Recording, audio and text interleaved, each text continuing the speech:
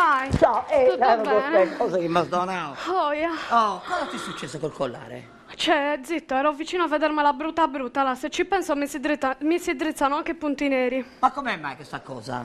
Ci ho sbroncato con la macchina. Con la macchina? Aia. No, Bob, che a te ti serve di più. Come, Comunque... Bob, sì. Ma ti sto il collare ti fa male poi. Ma che non mi Hai fa avuto un male? incidente? Ma Sì, com'è c'ho avuto successo? un incidente. Ma di chi era la colpa? Di quello lì che guidava l'altra macchina. Aveva lo stop? No. E allora? E allora io stavo uscendo dalla mia stradina di casa con la mia appunto GEA. Che macchina hai?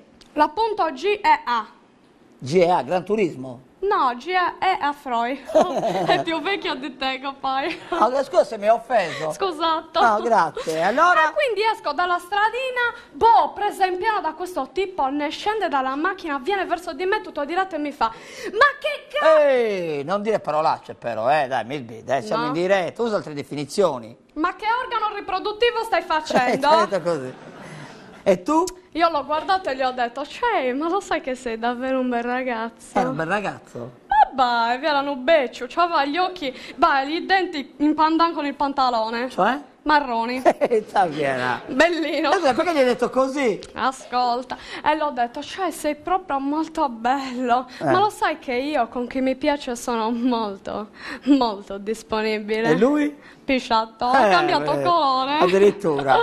E poi cosa gli hai detto? E poi gli ho detto, sicuramente sarà stato il destino che ci siamo incontrati. Poi da cosa nasce cosa, da cosa nasce cosa. E quindi lui mi stava guardando dritto dritto. Nel cuore? Nel cuore e mi ha detto esatto, sarà stato un segno del cielo. E tu?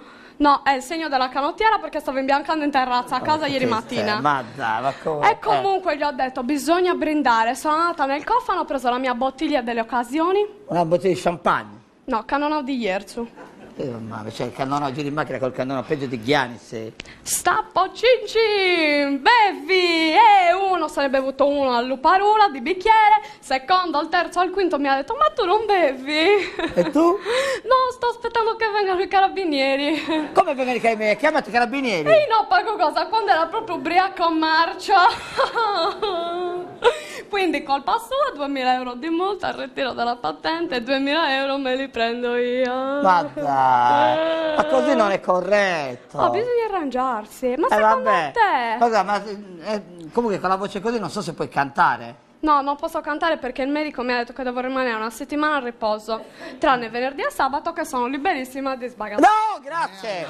Mi sbinda, vai, non fare queste cose. Cos'è?